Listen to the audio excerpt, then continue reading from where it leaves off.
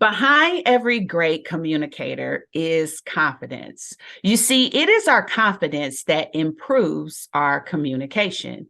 When you are more confident, you are more likely to speak up, have more conviction, and communicate effectively with others. And this can help you build strong relationships in the workplace and lead to greater success in your career.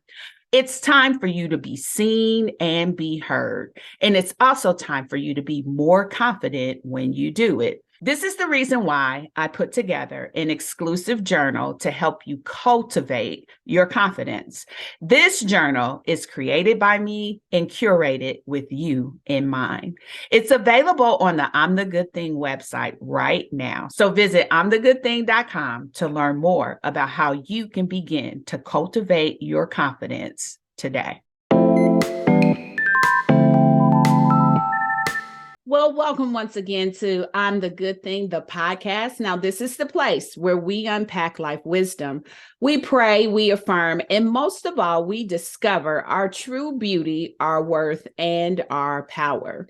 I'm Denise Taylor, and I'm all about helping women build a life they love. And that begins with us believing everything good about who God created us to be. Now, I help women break through everything standing in their way, get what they secretly want, and prioritize themselves, their success, and their happiness. I want you to know you can be your own priority. Now, this is the place where we get energized in a God kind of way as we see ourselves the way God sees us. And let me tell you, sis, you are good.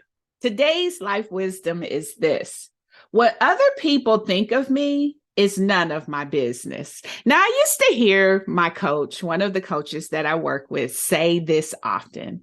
Patrice Washington would say, what other people think of you is none of your business. And sometimes when you hear things for the first time, you have to sit with it so that you can begin to unpack it and see what the real meaning was. And you see, as I sat with that perspective, that other people's opinions of me was none of my business, I came to the concluding factor that she was right.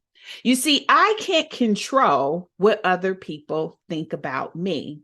I can't control their opinions. I can't control their thoughts. I can't control their likes or dislikes of me. All of that is outside of the realm of control that I have. But the control I do have is to be authentic with myself.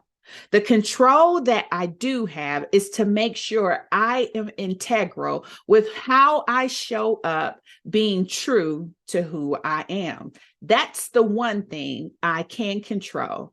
How that's perceived, how that's accepted, all is in the hands of the beholder. One of the things that we have to mature our thoughts and perspective around is recognizing the things that we truly control versus the things that we can't. It makes me think of the serenity prayer. You may have heard it. It says, God grant me the serenity to accept the things that I cannot change, the courage to change the things that I can, and the wisdom to know the difference.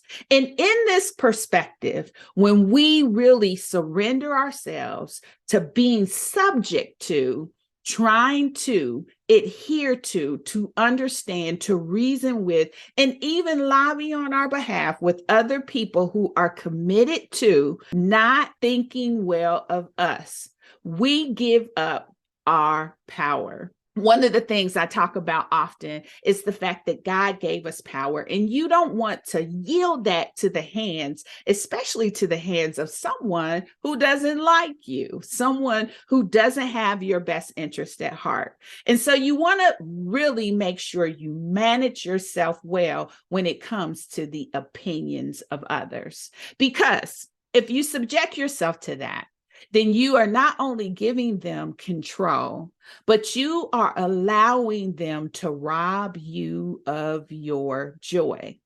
You are allowing them to rob you of your peace. You are allowing them to rob you of your confidence and your hope. Those are the things that fortify our lives. Those are the things that are necessary for us to go the distance with all that we are looking to accomplish and do. And so when we yield ourselves to the opinions of others, we give up our ability to see our good.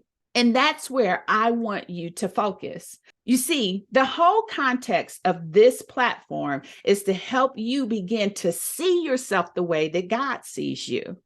And the good thing about doing that is his opinions of you are great. They are good. He describes you with so much love and compassion that you will never go wrong allowing yourself to lean into how God sees you. People, maybe not so much. God, always. He will always speak of your beauty. He will always speak of your goodness. He will always speak of how he believes so much in you that he was willing to sacrifice it all. And so if you're chasing behind trying to get people to like you, to understand you, to accept you, you have to remember that's outside of your control. In fact, it's none of your business. Thanks for connecting with me today. If this was a help to you, apply what stood out most to your life. Now, if you're ready to make yourself a priority, get what you secretly want, and experience success on your own terms, I invite you to book a call with me. You can access my calendar at www.callwithdenise.live to see how I can help.